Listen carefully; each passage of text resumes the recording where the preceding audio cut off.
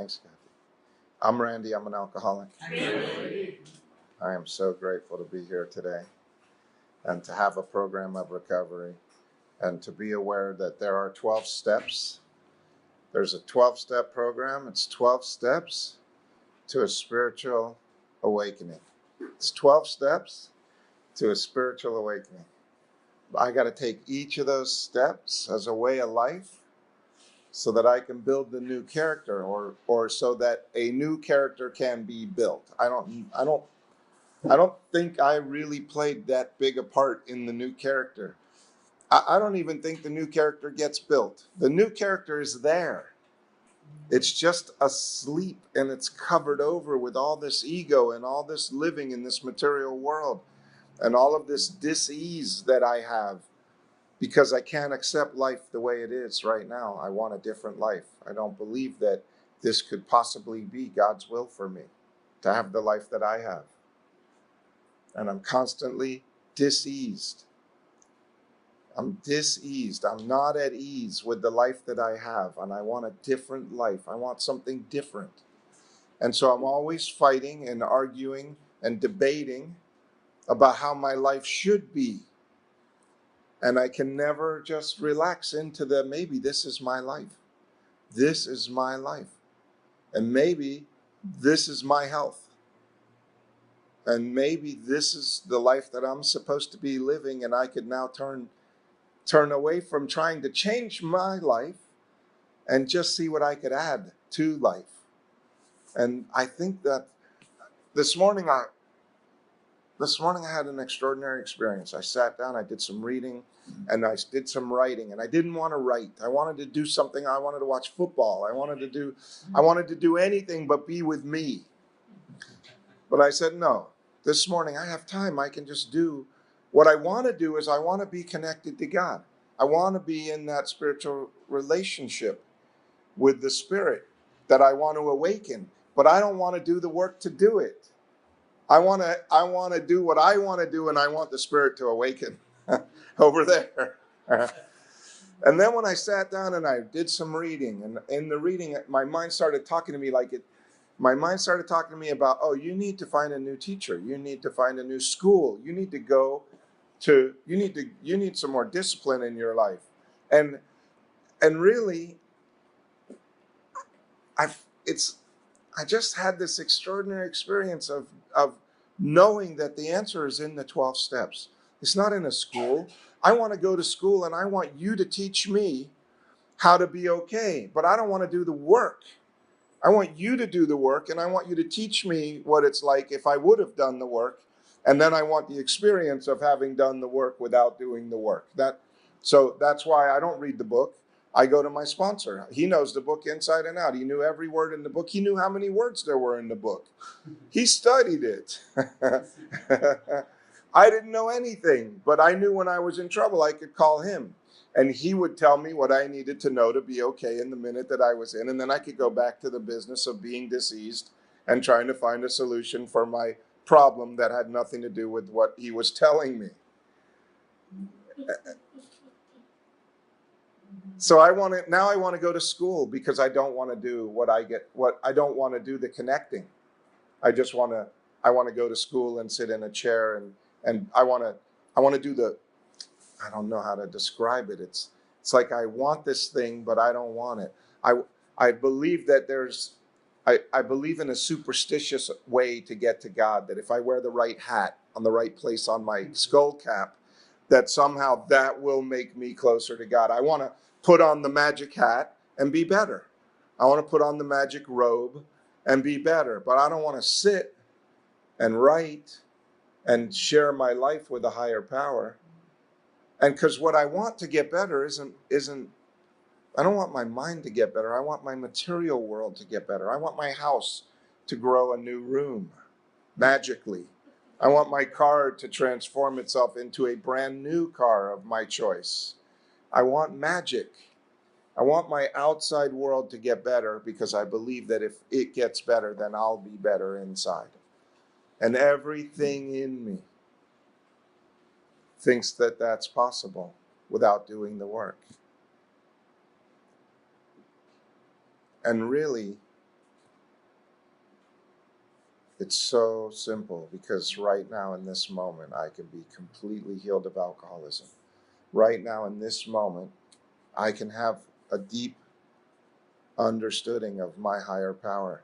And right now in this moment, my higher power can give me the intuition, and everything that I need to know is already inside me. It's not in a school.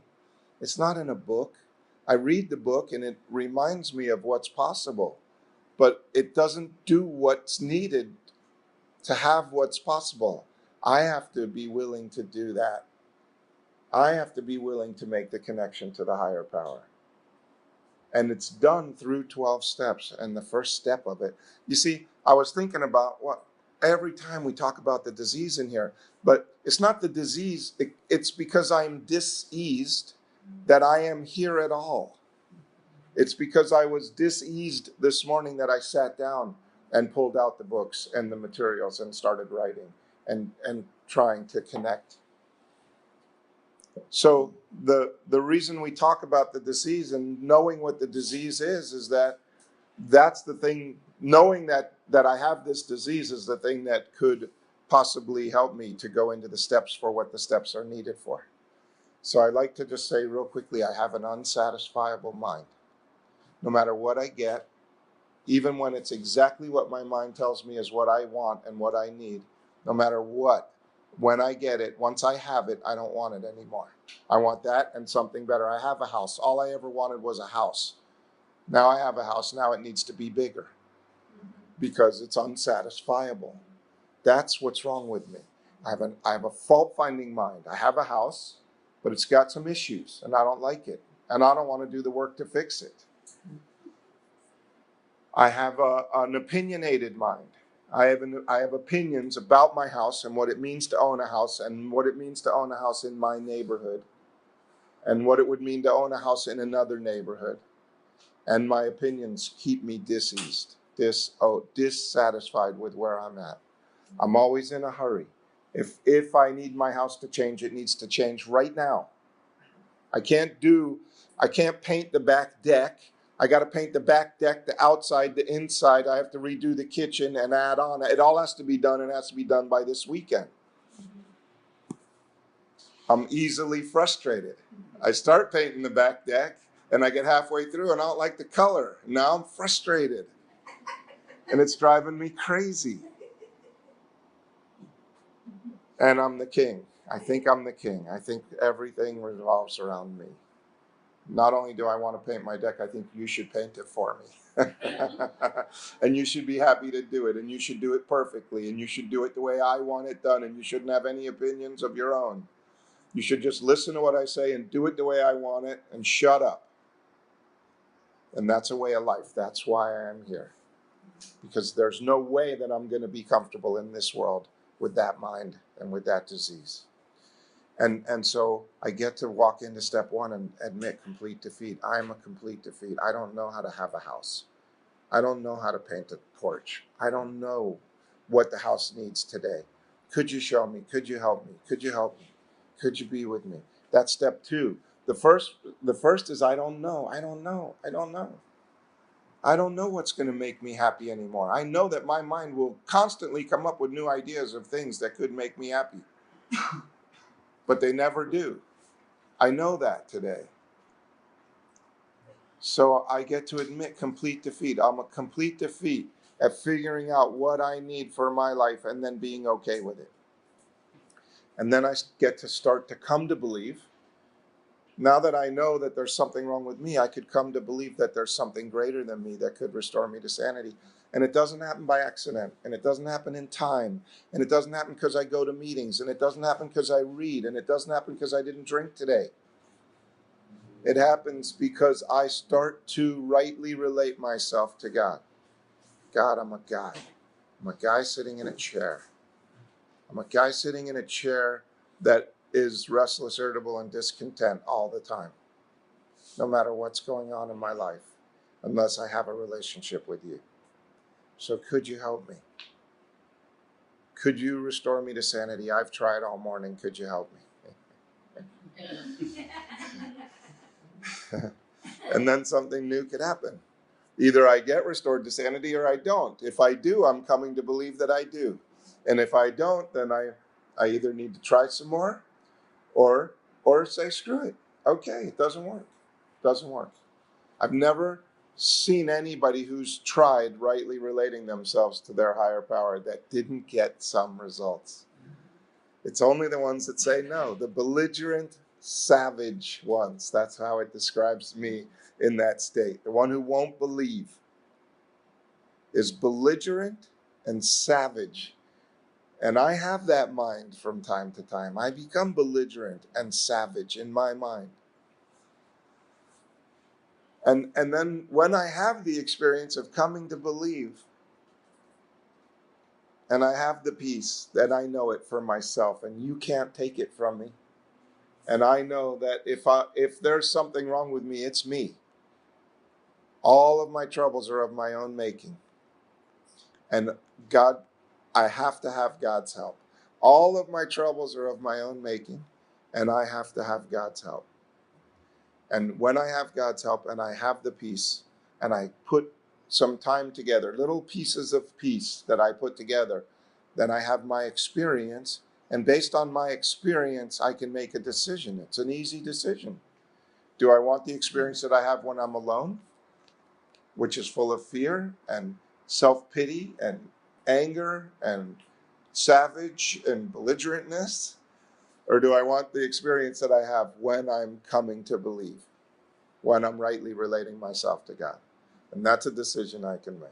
That's a decision to turn my will and my life, my thoughts and my actions, over to the care of God as I understood Him.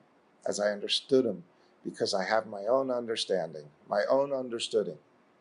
I don't understand anything. The minute I understand how it works, my mind closes, and then there's no room for God to come in. Because now I understand self is taking over again. That's what it wants to do. Self came here today to learn everything we're going to learn, and it's sitting there and it's trying to learn. Let me learn this. I got to take notes. I need to remember this. How am I going to remember this? And self is trying so hard to grab onto an idea that it likes, that it could go with. But self can't do this. That's the whole point. Even if I learn the best thing that there ever was to know on the planet today, right now, if self learns it, self can't do it, so it doesn't matter. And the beauty of the program is that I get to go directly to my higher power. No, I don't. I don't need anybody or anything to get there.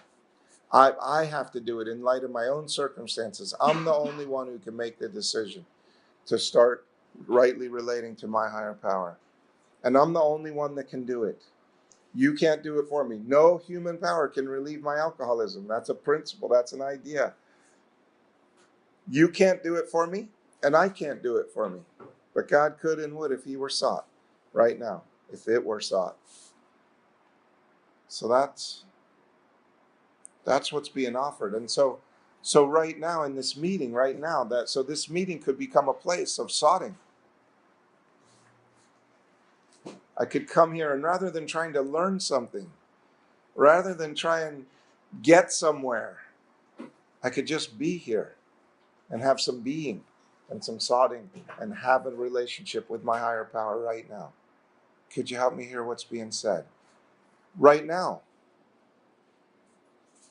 Because if you're like me, you've heard something already and you've left the room with it. You've gone to practice that great idea somewhere else with somebody else. Your body's here and your mind is out there working on it. Which means that self is back in control, figuring out, oh yeah, that's a good idea. We're going to use that here. We'll use that there. It'll be great. Then we'll get that house. Oh man, it's so powerful. And it's so subtle. And I so want to take credit for what's going on in my life. Every natural instinct in me cries out against the idea of admitting my personal powerlessness. And yet my personal powerlessness is the reason that I'm sober today, is because I admitted that I'm personally powerless over alcohol. And the reason I could have a good life today is because I'm personally powerless over my mind. So thank you for letting me share. We're going to We're going to open up the 12 and 12, so we have a couple extra ones. There's a box full of them there. Our meeting is like a real meeting now. It has coffee and books and people. It's like the real deal. It's awesome. So we're going to read out of the 12 and 12, and we're going to share about what's in that paragraph, and then